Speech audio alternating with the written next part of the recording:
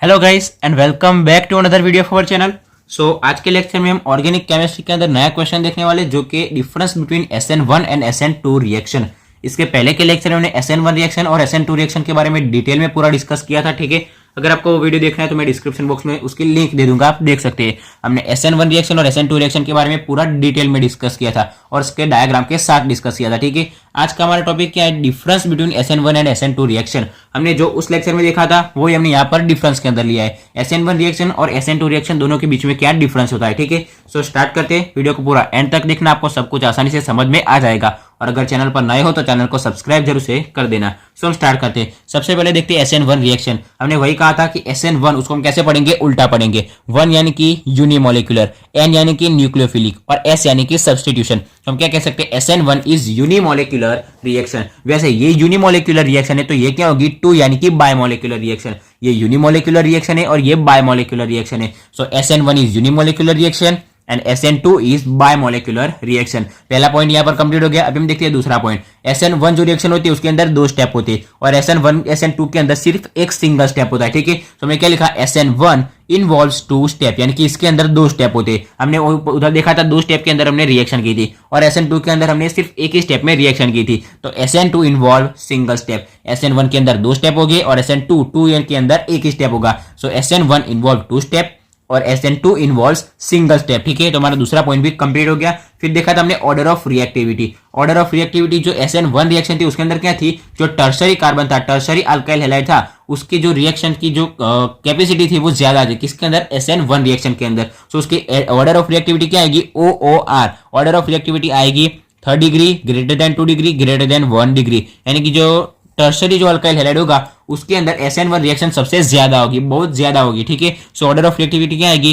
3rd degree, greater than 2 degree, greater than 1 degree. जो tertiary होता है उसके अंदर सबसे ज्यादा रिएक्शन होती है, उससे कम रिएक्शन होती है सेकेंडरी में और उससे भी कम रिएक्शन होती है प्राइमरी में। ठीक है, सो SN1 रिएक्शन की ऑर्डर ऑफ रिएक्टिविटी क्या आएगी? 30, greater than 20, greater than 10। SN2 के अंदर इसका उल्टा होगा। यहाँ पर 3 to 1 था तो यहाँ पर 1 to 3 आएगा। Primary greater than secondary, greater than tertiary. इसके अंदर जो प्राइमरी और सेकेंडरी जो अल्काइल हैलाइड होते हैं उसके रिएक्शन क्या होती है? ज्यादा होती है, हाई होती है, और टर्शरी की बहुत कम होती है। ठीक है, सो ये क्या था उसका order of reactivity. Order of reactivity SN1 के अंदर आएगी 30, 20, 10। SN2 के अंदर आएगी 10, 20, 30। हमारा थर्ड पॉइंट कंप्लीट हो गया।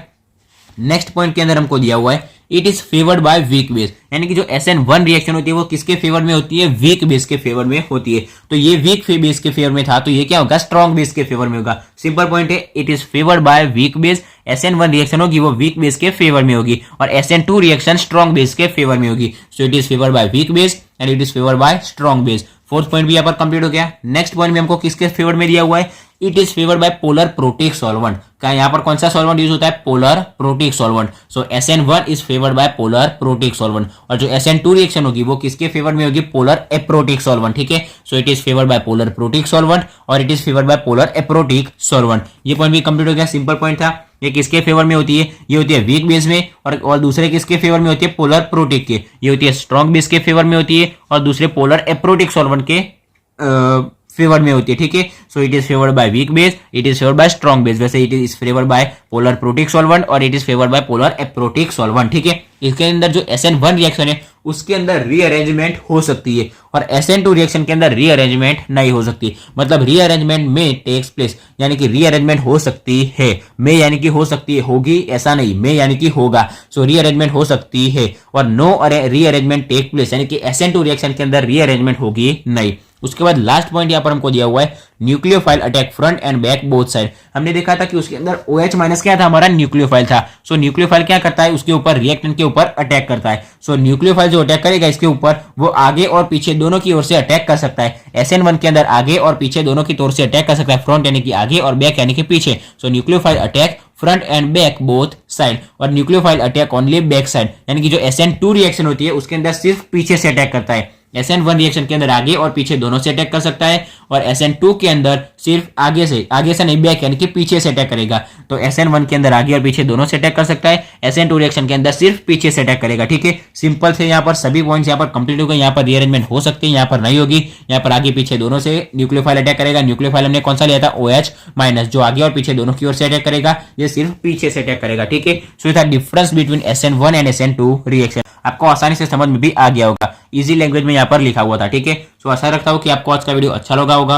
अगर वीडियो अच्छा लगा तो वीडियो को लाइक और शेयर जरूर से करना, और अगर चैनल पर नए हो तो चैनल को सब्सक्राइब जरूर से कर देना। Thanks for watching guys.